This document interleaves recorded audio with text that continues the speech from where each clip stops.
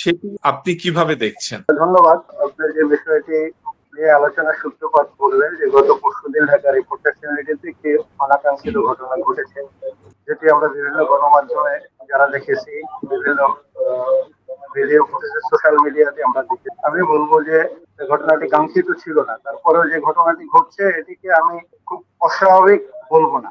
আপনি জানেন যে ১ বছর পার হয়নি যে একটি রক্তক্ষয়ী সংঘর্ষের মধ্যে দিয়ে একটি, কেউ বিপ্লব বলেন এটাকে, কেউ গণ অভ্যুত্থান বলেন, এই গণ অভ্যুত্থানের মধ্য দিয়ে একটি বিপ্লবের মধ্য দিয়ে একটি পরিবর্তন এসেছে।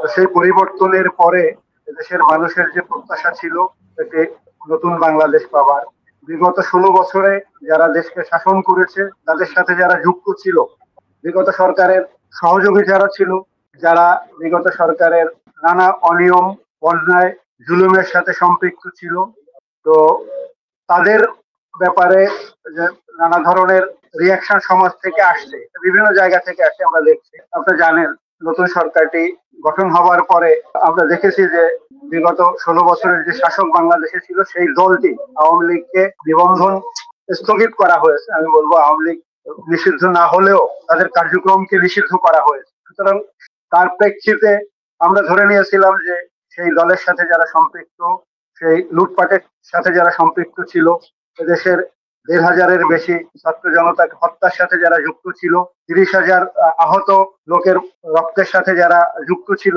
তারা খুব সহসাই যে মাঠে আসবেন এটি এদেশের মানুষ প্রত্যাশা করে না, এটি কাঙ্ক্ষিত নয়। আপনারা জানেন যে বিগত সরকারের অনেক মন্ত্রী মিনিস্টাররা বলেছিল যে এই সরকারের যদি পতন হয় তাহলে ৫ লক্ষ লোক একদিনে মারা যাবে। এটি আপনারা সবাই সাক্ষী, এটি গণমাধ্যমে আসছে এই কথাগুলো। কিন্তু সেই পরিবর্তনের পরে যখন সরকার পালিয়ে গেল, তখন সে ধরনের কোনো ঘটনা আসলে বাংলাদেশে ঘটে নাই। তো আমি বলবো যে এদেশের মানুষ, এদেশের রাজনৈতিক দলগুলো, সেনাবাহিনী অত্যন্ত ধৈর্যশীলতার পরিচয় দিয়েছে, সহনশীলতার পরিচয় দিয়েছে, যার কারণে বড় কোনো ঘটনা ঘটতে পারতো সেখান থেকে দেশটি আপাতত আমরা দেখেছি সেফ হয়েছে।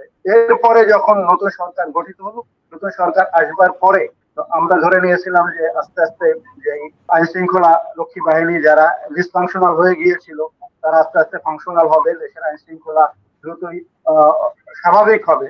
কিন্তু সেই জায়গায় আমরা কিছুটা ব্যত্যয় লক্ষ্য করেছি, কারণ এর কারণও রয়েছে। পুলিশ প্রশাসন বড় একটা ধাক্কা ভিতর দিয়ে গিয়েছে। তো যারা বিগত সরকারের আমলে যে পুলিশ প্রশাসনকে দেশের মানুষের বিরুদ্ধে ব্যবহার করা হয়েছে, সুতরাং সাধারণ মানুষের ক্ষোভ তাদের প্রতি থাকবে, যার কারণে সেটি স্বাভাবিক সময় লাগবে। আর সেই রাজনীতির সাথে যারা যুক্ত ছিল তারা এখনই যদি মাঠে আবার নতুন করে একটি নতুন বয়ান তৈরি করে যদি নতুন সেই পুরানো রাজনীতিকে আবার রাজনীতিতে ফিরে আসতে চায়, মানুষের রিয়াকশনটা কিভাবে আসবে তার কিছু নমুনা আমরা হয়তো অল্প দেখেছি। যে এটিকে অনেকে অনেকভাবে ব্যাখ্যা করেছেন, একজন মুক্তিযোদ্ধার উপরে হামলা হয়েছে, এটি কেউ কেউ এটি বলতে চেয়েছেন। আমি এটিকে এইভাবে দেখি না। আসলে আমি দেখি যে মানুষের ক্ষোভ, যে পুঞ্জীভূত ক্ষোভ ছিল, সেই ক্ষোভের বহিঃপ্রকাশ এখনো পুরোপুরি তারা শেষ করতে পারেনি, এখনো নিরসন হয়নি। সুতরাং এ ধরনের ছোটখাটো ঘটনা এটি আমরা স্বাভাবিক হিসাবেই দেখতে পারি।